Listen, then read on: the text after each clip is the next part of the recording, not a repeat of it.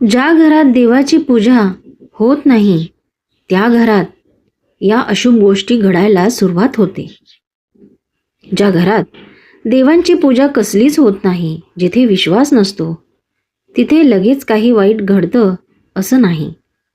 पण हळूहळू जे घडतं ना, ते अत्यंत सूक्ष्म, खोल आणि परिणामकारक असतं.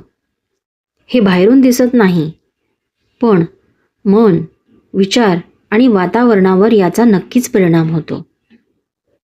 मग माणसाला हे लक्षात येत नाही, तो दुसऱ्यांना दोषी ठरवू लागतो. ज्या घरात देवाची पूजा होत नाही तिथे कृतज्ञतेची भावना ही कमी होत जाते. माणूस माझ्यामुळे सगळं आहे असे समजू लागतो. अहंकार नकळत वाढतो. देवपूजा म्हणजे फक्त दिवा अगरबत्ती नाही, ती माणसाला रोज आठवण करून देते की मी एकटा सर्व काही नाही, माझ्यापेक्षाही मोठं काहीतरी या जगात आहे. हळूहळू त्या घरात मनशांती कमी होते. लहान सहान गोष्टींवर चिडचिड, वाद, गैरसमज देखील वाढू लागतात. कारण देवपूजा ही केवळ ईश्वरासाठी नसते, ती माणसाच्या मनासाठी असते. ती मनाला थांबायला, शांत व्हायला शिकवते. जेव्हा ते थांबणं नाहीसं होतं तेव्हा मन सतत अस्वस्थ राहतं. अजून एक गोष्ट घडते, ती म्हणजे संस्काराची साखळी तुटू लागते.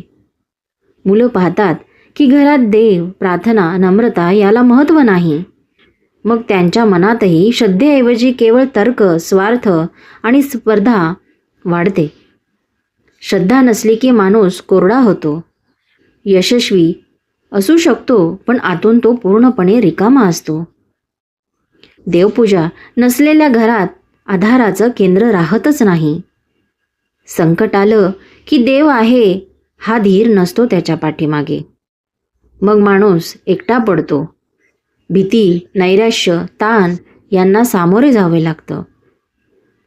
देवपूजा किंवा देवावरचा विश्वास माणसाला हे शिकवतो की सगळं माझ्या हातात नाही, मी एकटा नाही, परमपिता परमेश्वर माझ्यासोबत आहे. महत्त्वाची गोष्ट अशी की देव रागवत नाहीच कधी, तो शिक्षा देतही नाही. पण जेव्हा आपणच त्यांच्याशी नातं तोडतो ना, तेव्हा त्यांच्यामुळे मिळणारी शांतता, योग्य दिशा आणि संरक्षण आपल्यापासून कळत नकळत दूर जातं. जसं दिवा विझला की अंधार येतो, अंधार कुणी आणत नाही, तो आपोआप येतो. अगदी त्याप्रमाणे स्वामी माऊली म्हणतात, घरात भक्ती असेल तर संकटही नम्र होतात.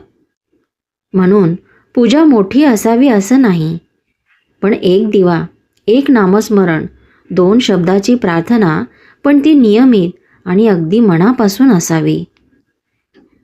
कारण ज्या घरात देवाचं स्मरण असतं, जिथे देवाविषयी विश्वास असतो, तिथे अडचणी तर येतात, पण त्या लगेच निघून जातात आणि त्या घरावर कृपेची छाया कायम असते.